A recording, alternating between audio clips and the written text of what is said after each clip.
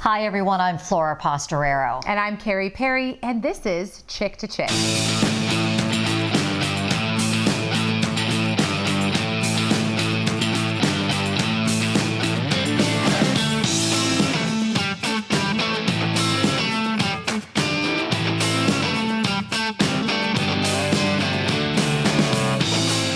We're in pink today for good reason. October is Breast Cancer Awareness Month, a very important month.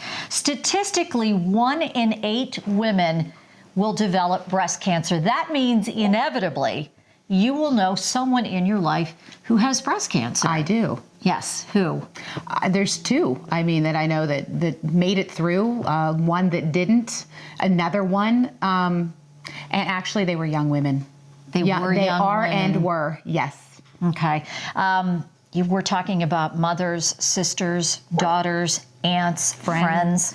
My aunt died of breast cancer. She was 54 years old. That's young. I have a number of friends who had breast cancer. And I think the big myth is, you say 54 is young, but I think that people equate that thinking that only older women get breast cancer, and that's really not the case, and that is the point of this podcast today. Women in their 20s can get breast cancer. Women in their 30s can get breast cancer. This disease knows no bounds, no age limits, no nothing. It really is not a disease that only affects older women. And one of the younger women that it affected, one of my very best friends, we go back long time ago. I think lots of secrets, huh? Yeah, lots of secrets. We go back. Jennifer, do we go back to middle school or high school? I'm losing it over here. I don't even remember. Jennifer. You know what? I think it might have been, I think it was 9th grade. I think it was, 9th grade. So Jennifer Kehm is our guest today. Jennifer, tell us what happened to you. Well, it's wonderful to be here. I really appreciate this opportunity. I was diagnosed when I was 36 years old, and I did not have a family history, or it was really kind of shocking because, first of all, I didn't have a family history, and I also had no awareness that women, younger than 40 could even get breast cancer, because that's when the age of mammograms started. So what happened was, then I was diagnosed. I had surgery and then chemotherapy, and took a pill for 5 years afterwards. But I really found it important. I was really struggling to find women my own age and with my own circumstances. Young children. I had 3 children under 5. I also, it was challenging to go to support groups, and you would find women much older dealing with different issues. So really what I did was I started a support group and just started collecting women younger, and we started to support each other. And then we also, later moved into fundraising and trying to help these other women just to manage through their diagnosis. I remember when I got the call. I remember when she called me. And I don't know, Jennifer, do you remember this? You called me and you told me, you said, I have breast cancer. And I remember you said to me, I think I'm going to die. I'm afraid I'm going to die. And the boys were very, very young. Were they 2, 4, and 5? Help me remember, Jennifer. 3, 5, and 7. 3, 5, and 7. When you've made a commitment to raise young children, you, as a mother, you want to do whatever you can to be there. So it was a surprise, and I wasn't sure, how to handle it or what to do. So it definitely was shocking, and for you and everybody, it was, what do we do? How do we handle this? And, it was challenging. But you fought the good fight. You survived. And as you pointed out, you have now started this foundation. What's it called? And I love the fact that you have turned this tragedy into triumph. What is the name of the foundation, and what is your goal and your mission? Well, thank you. And it was basically nervous energy, or this anxiety of the threat of it coming back, which drove me to sort of try to channel that energy into something positive, because I was going crazy.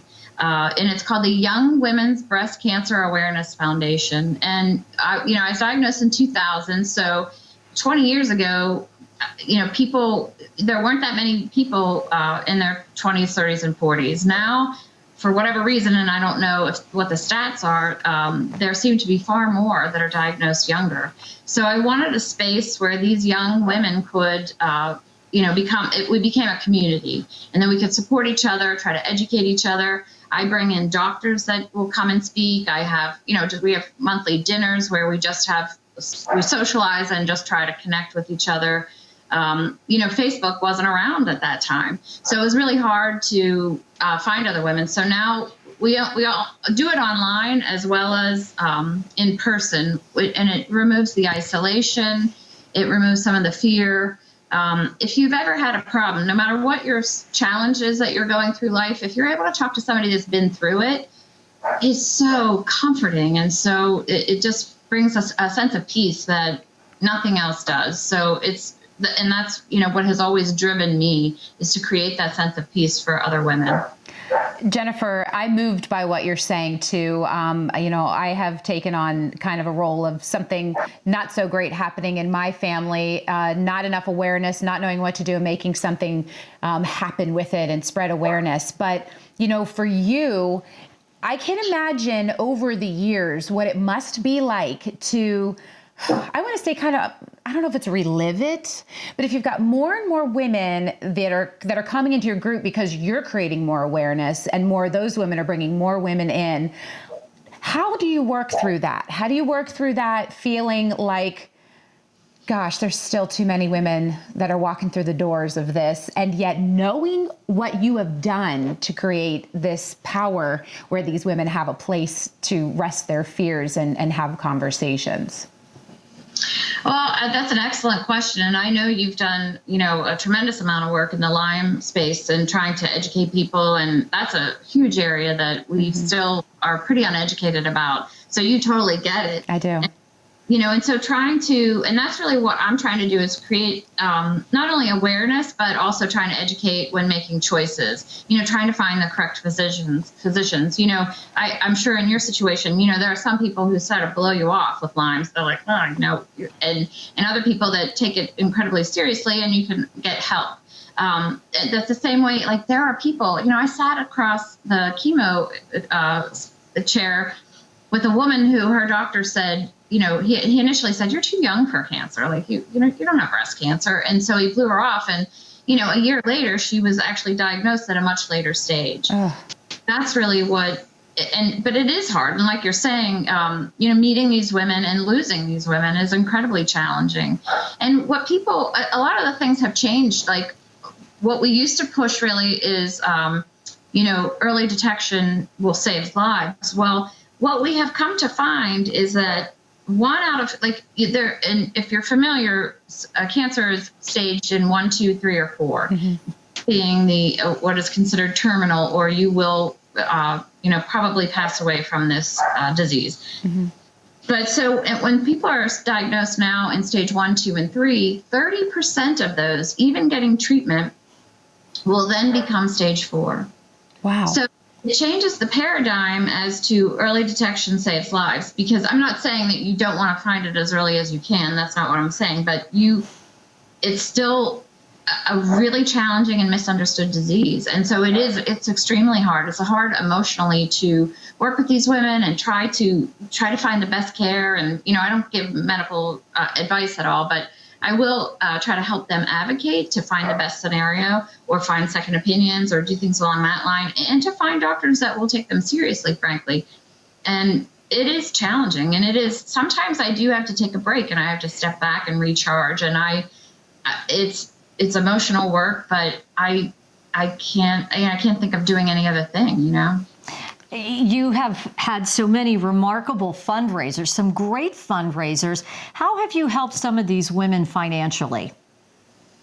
Well, over the years, we've given to the American Cancer Society, and now we have transitioned into actually just giving small financial grants to women, just because we have found that the reality is that just paying bills is challenging. Cancer is expensive. I mean, even if you have the best insurance, you still have so many, like you may be off of work. You may need to pay for additional childcare. you may, some of these women are just having a baby coming off of maternity leave. And, 2 weeks later, they're diagnosed with breast cancer. And now they've exhausted their leave. There's just all kinds of financial challenges. Jennifer, if people want more information about the Young Women's Breast Cancer Awareness Foundation, how can they get involved? If they'd like to donate, if they just want more information, how can they get that information? Well, you can go to our website, which is it's the initials, it's YWBCAF.org. So that's YWBCAF.org. And then you can also, our Facebook page is pretty active, and Instagram as well.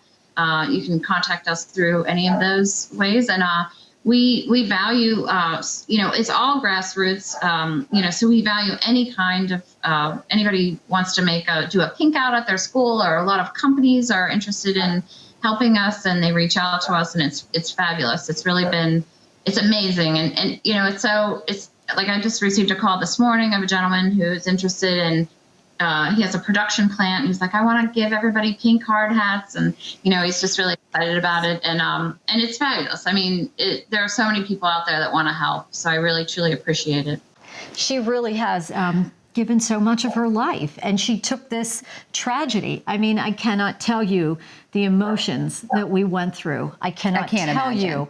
I mean, I was in shock when she called me and she told me, and she said to me, who's going to raise these boys? Yeah. These boys, she thought she was going to die, and she thought these boys, who was going to raise them? Yeah, well, there was another plan, because this is what she was God meant had to do. another plan for her, and here she is 20 years later. Yep. She is a survivor, and now she's out there helping other women. Thriver. Yeah, she is. She's amazing. I love this. And you know what? I know, again, sometimes these are heavy topics. This is uplifting in my mind. Absolutely. What she's doing. It's incredible. Absolutely. And you know what? Keep tuning in to us chirping. We have a lot to chirp about. You can always find us at chick2chick.com. We're all over social media. We're on Facebook, Instagram, Twitter. You can't miss us, really, right? No, we're all over the place. And so we appreciate you tuning in. Until next time, when we will be back to chirp about another topic.